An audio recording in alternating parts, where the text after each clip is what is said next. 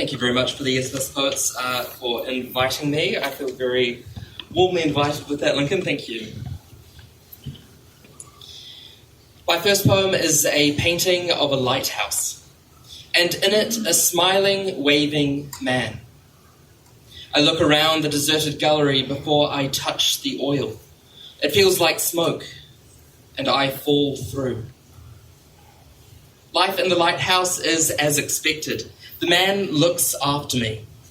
The weather is unchanging, and we have fresh-caught salmon for lunch and dinner when we have it, canned lentils on other days. I develop a love for turtlenecks. We marry, and I read aloud nautical poetry from atop the lighthouse every night. My husband comes home with an oil painting and hangs it in the lounge before leaving to fish. It is a painting of an art gallery, and in it a smiling, waving woman. I look around our lounge before I reach out, desperate for that life. Self-portrait. I walk around my house and paint a picture of who I am. An oil heater, slow to warm.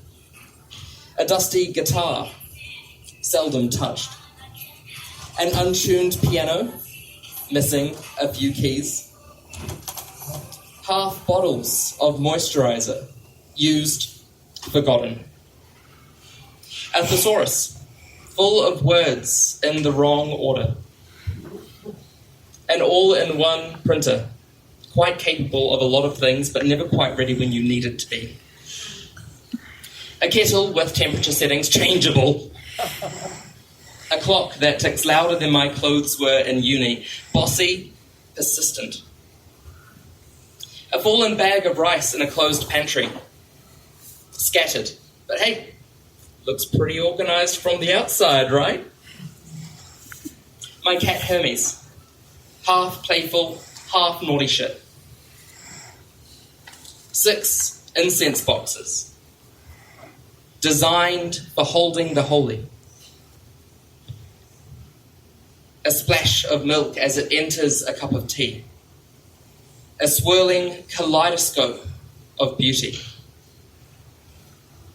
The urn on my bookshelf. Late.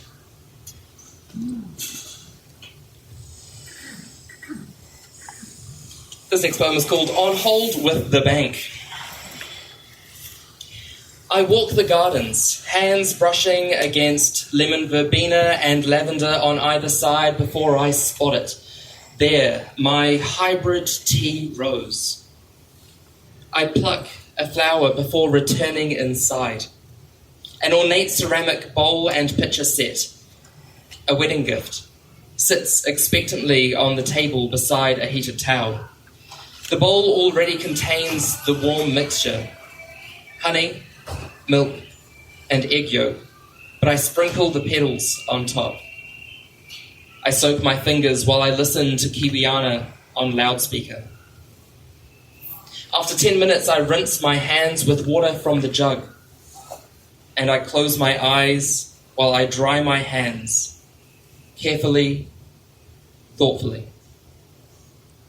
I brush on cuticle oil and lie down while I massage it in. My skin is soft, and my thumb glides across each nail. I rub the excess into my palm and wait for it to dry. I gather my polishes. A base coat, and it dries. A first coat, and it dries. A second coat, and it dries. A top coat, and it dries. I trace my nail with a cotton swab, and a man picks up to ask me how he can be of assistance today.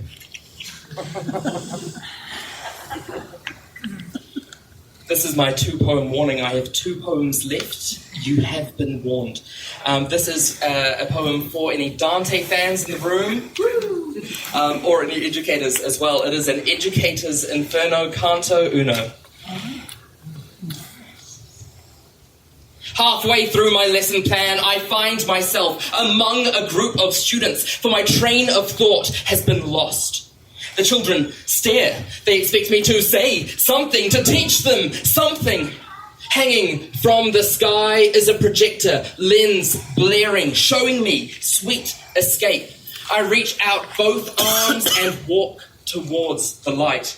3 colleagues enter the back of the room. They pin me down. They stand side by side in colonial clothes. Ms. Procrastination, Mr. Tangent, Ms. Overconfidence, I announce. There is no escape. Behind me, an image starts to appear, projected on the whiteboard, fading in like some kind of tacky PowerPoint presentation.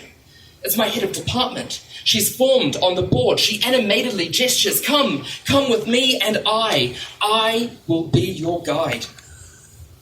She warns me thus, the path to good pedagogy is hard. The only way through is behavior management.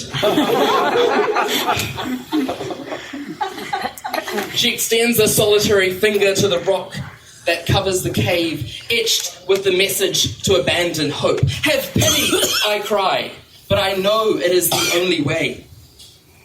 With my students watching from afar, I call to my muses, Vygotsky, Piaget, Brunner, keep me safe on my journey.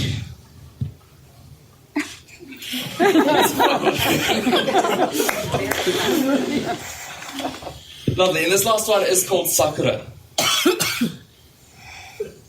I wake in the middle of the night to find Japan sealed in an aerosol can. Where else but Osaka and my bathroom can I walk along a riverside promenade in April and bathe in the beauty of 1,000 petals? Where else but here at 3 a.m. and Kyoto can I step meditatively, praying as each foot crosses the other down the philosopher's way? You see, some front doors are portals to the great pine forests of Sierra Nevada, while others take you instantly refreshed to tropical winter in Hawaii. But mine takes you to Fukuoka and a memory of nature's fleeting artistry of flower and seaside. Some doors bring you to a watermelon picnic with a long-lost love beneath an apple tree.